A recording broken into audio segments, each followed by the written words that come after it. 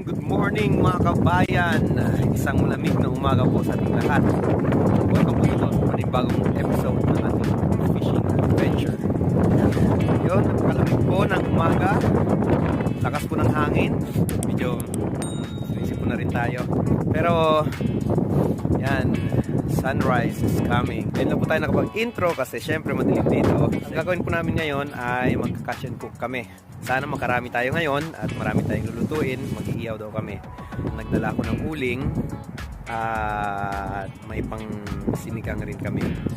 So sana ay swertein pa tayo na meron pa din tayong maiuwi sa bahay. Samahan nyo kami mga kabayan sa aming fishing adventure ngayong araw. Kita-kits mamaya.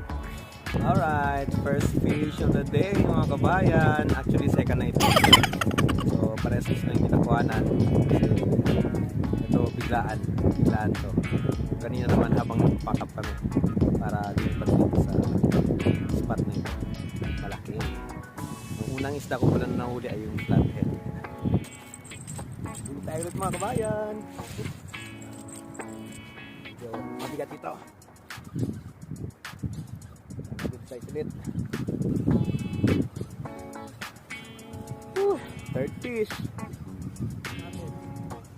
Baka nga. Hindi. Good size ulit.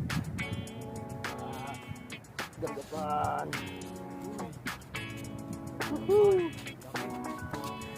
Pangalawang good size ng bream fish o gargapan. Haha. Thank you. Uy, bulog. Wow, pre. Pangalawa na to. Oh. Yeah. Alright. Ayos. Ayun, nakahuli na tayo ng dalawang gargapan at isang flathead. Tapos si DJ Arhay naman ay nakahuli rin siya ng Nora. Lamig ng panahon ngayon mga kabayan. Muntikan pang hindi matuloy. Yun, si DJ Lee ang hindi nakasama. May sakit.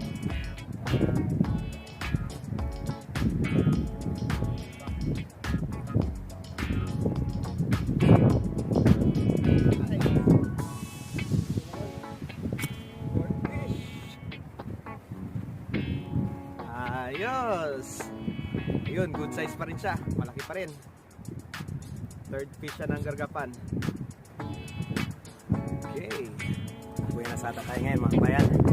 So unexpected yung huli natin kanina mga kabayan kasi hindi niya hinihila yung ating linya. Andun lang nakabawat punta dito sa lubong sa atin. Kaya hindi natin namamalayan mo yung subukan ko lang siya. Tapos meron okay, tingnan natin ang ating huli. Alright, malalaki naman. Okay, so tatlong gargapan or sea bream. Tapos meron tayong yung pinakauna kong nahuli kanina, flathead. So ito yung iawin namin mamaya. Tapos ito ay sasabawan. Malaki ang huli ngayon. Alright. Itong unang huli ko.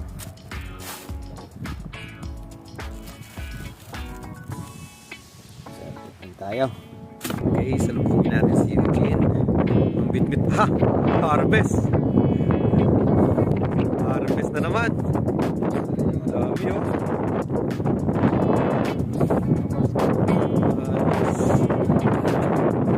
Simple lang, hindi nagsasalita. Manahuli ni Master Eugene. Wala talagang makakatalo kay Eugene. Pati si Taguro hindi talaga mananalo kay Eugene. May pang-ihaw na. Ito, halo natin sa sabaw. 4, okay na yan, no?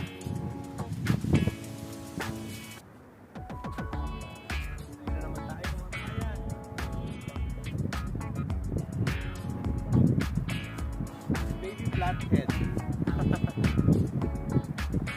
Ito yung pangalawang flathead natin, pero pakawalan natin ito kasi sobrang liit.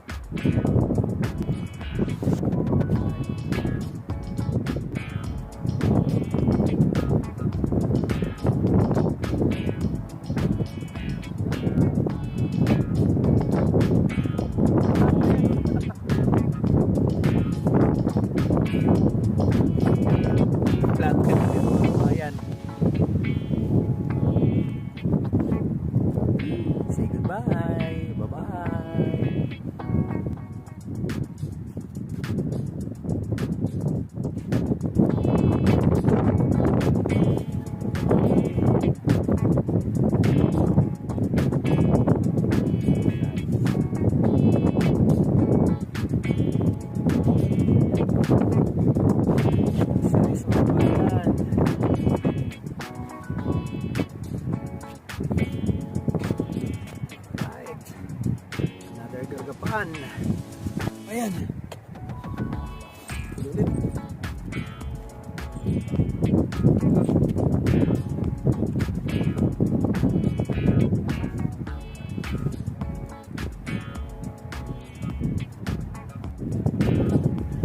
Natapon ko palang na ito.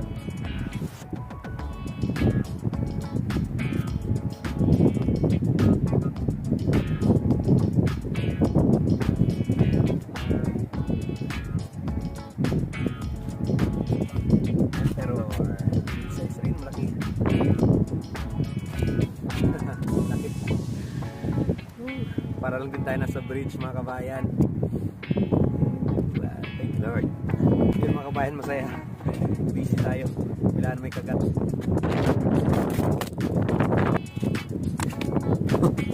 Lakas ng hangin oh. So far ito yung mga huli natin. Yung mga good size. Yeah. So maya maya ng konti ay magluluto na tayo. Okay mga kabayan, at ngayon iwanan ko muna itong rods natin at kukunin ko yung mga kailangan kong linisin, mga isda kasi gusto tayo magluto. At maghanap pa rin pala ako ng bakal para makapag-iyan tayo. So yun, samahan niyo ako. Okay, so mga kabayan, ay andito ako ngayon sa tabing dagat at hugasan ko itong mga isdang lulutuin natin. Kumuha na rin pala ako ng mga kahoy doon at may nakita na rin yung bakal. So sana ko rin natin gamitin yan. Yun, parang survival tayo dito. Kaya kung ano lang pwedeng makita sa tabi, yun na yun. Simulan na natin. Let's go!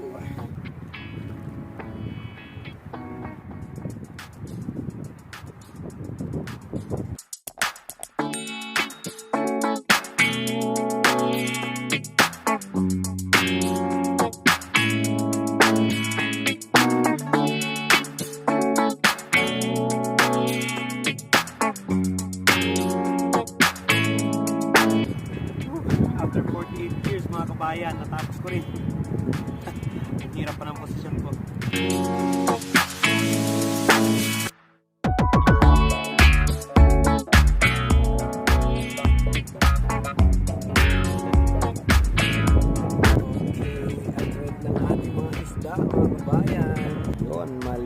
Malinis na ang ating isda. After 48 years kasi napakahirap po ng aking posisyon dito. Mga kabayan, welcome po dito sa ating Kabayan's Kitchen. Tayo mag-umpisa ng magpakulo ng tubig para sa ating sabaw, sinabawang isda. Dito lahat taas ng lamesa namin. So yan lahat yung ating nilinisan. Yung iba ay ihaw, yung iba ay sabaw. Let's isa natin. Okay. Ito natin ang ating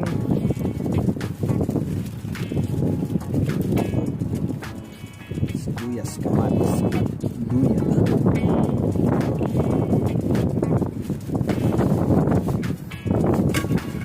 Punta muna tayo dito sa kabila. Ito naman ang ating Kabayan's Grill. Ayun mga kabayan, at pinunan lang po natin ang ating sabaw kasi hindi po kaya ng ating gas. Masyado mahangin, mainit. So dyan na lang siya, siguradong wala siyang kawala dyan. Tapos susunod na rin natin yung ating siligang lemon. Kalimisan mo ko ah.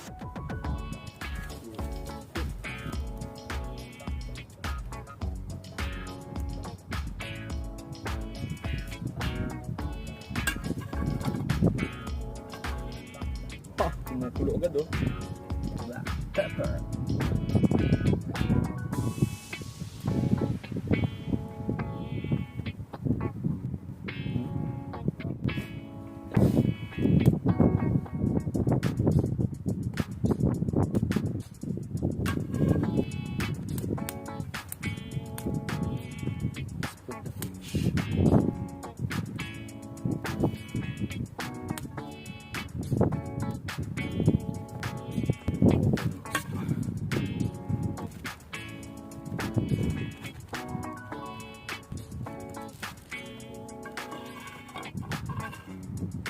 Okay, malapit na talaga.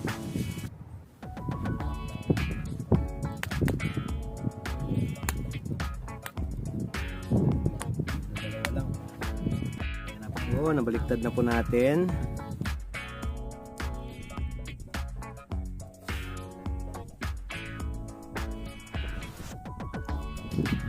Ito na ang ating inihaw at ang ating sabaw. Alright, kain na mga kabayan. Let's eat. Okay, kain-kain. Ano naman akong katipunero.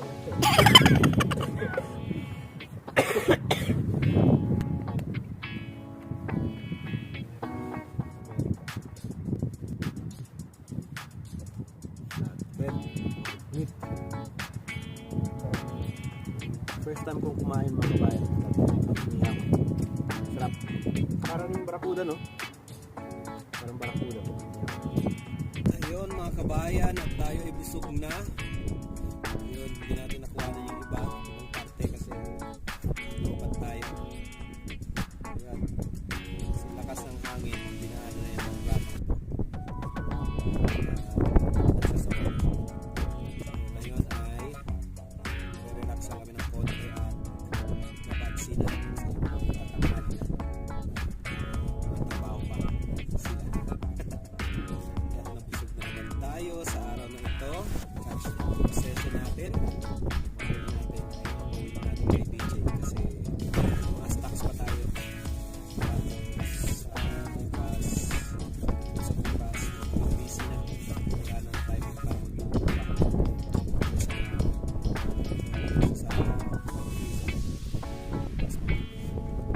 si DJ na kasi may ilig sa isda si DJ. So meron tayong mga grilled fish at yung shad or yung emperor. Yung flathead ay pulutan na namin. Masarap po pala siya sa ihaw. First time ko kumain white para siya pasta. Masarap din sa ihaw. Mas bet ko yung dalawa kaysa dun sa lapis. Okay, so muna din the best.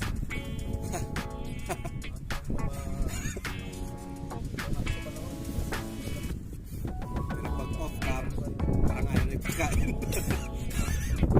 Iba kayo nyo sa muna din dalawa.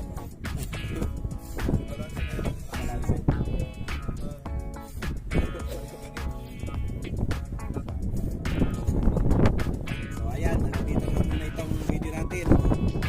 Sa susunod ulit, fishing adventure natin. Next time, pag dito pa rin tayo pupunta, ay for sure, catch and cook pa rin gawin natin. Sana nagustuhan nyo itong catch and cook session namin. Sige po, Sherman Enriquez at si Eugene, DJ Pakakay. Maraming salamat. Yes. Kasi